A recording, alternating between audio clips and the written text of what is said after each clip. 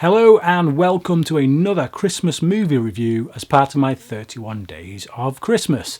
Today I'm reviewing what is, for me, one of the top two Muppets movies. I can't decide between this one and the new one that was done with Amy Adams. This is obviously Muppet's Christmas Carol, and it's fantastic.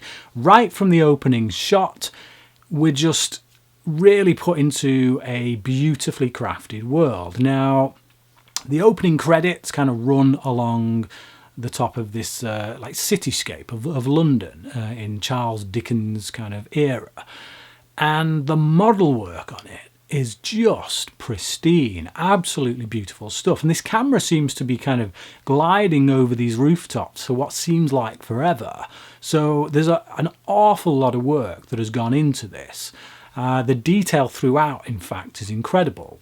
And this is one of them films that you can watch again and see something that you didn't see the first time around when you watched it, because there's so much stuff going on with the Muppets in the background when they've got tons of Muppets like on screen at once, and they're all doing their own little thing that you miss stuff and that you pick up again, like I say, with repeat viewings.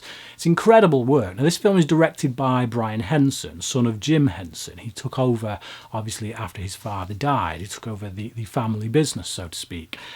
And boy, does he do a good job here. Now, just how much his involvement was, I'm not sure, but it's certainly his name on the credit. So, yeah, excellent job.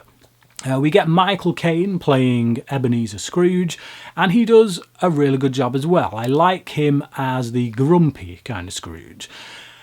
My only criticism of the film would probably be his turning point at the end, when Michael Caine becomes the more happy, the more jolly, buoyant Scrooge.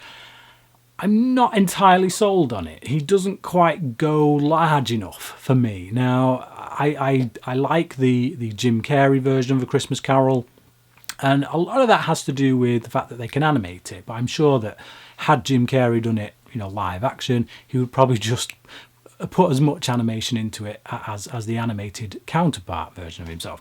But in that film, I love how just big it gets at the end, how overjoyed he is, the way he starts dancing and whatnot.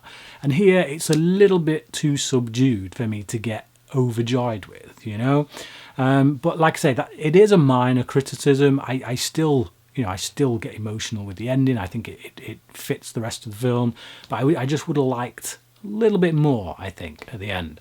But like I say, all the puppetry in this is fantastic. You're not going to get any better puppeteering than from the Jim Henson workshop. And these were guys who've been doing it for absolutely years, and it's spot on. I love that they find a fresh way of telling this really familiar story, this story of Scrooge. And they throw a lot of humour in there, just tons of little gags, little sight gags, Rizzo the rat getting used as a window cleaner, or as a means of blowing air into a fire to get it burning again. So yeah, there's tons of stuff like that throughout. The soundtrack for this film is also really awesome. There's a ton of songs that are just... yeah, you leave the film singing them afterwards. They kind of get stuck in your head. And, okay, Michael Caine's singing isn't absolutely brilliant, but still, the songs are catchy. You can't help but hum them afterwards. And now, me and my wife watch this film every year. This is particularly her favourite Christmas film, probably her favourite film. But yeah, we watch this together, and my wife just ends up with a beaming smile on her face. She watches this every year, and after we've watched it, every year she says, "Now it's Christmas." It just fills her with that much joy, and I can't help but kind of be infected with that. It kind of just passes on, but it's with good reason. Yeah, this is a beautifully crafted film, one of the best retellings of the Scrooge storyline, probably my second favourite of all. But yeah, 4.5 out of 5. Really great stuff. What about you? Have you seen this film? And if not, why not? But if you have, please comment below, let me know what you thought about it, and tell me how you think it compares with other versions of A Christmas Carol. Until tomorrow, thanks for watching.